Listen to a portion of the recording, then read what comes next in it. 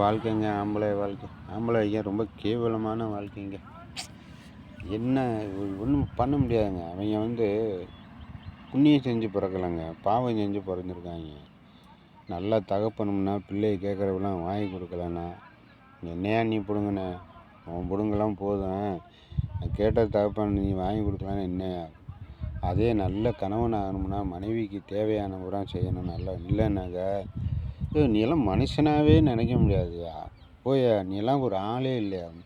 நம்ம தாய் தகப்பனுக்கு நல்ல மகனாக நடக்கணும்னா அவங்க கேட்குறத வாங்கி கொடுக்கலன்னா உன்னைய பெற்றதுக்கு சும்மா இருந்திருக்கலாம்டா அப்படிம்பாங்க.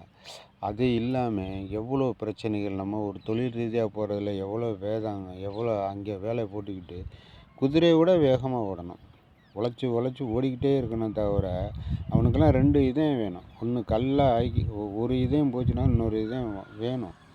அவன் மாதிரியெல்லாம் அந்த ஆண்களுடைய கஷ்டங்களை யாராலையும் சொல்ல முடியாது.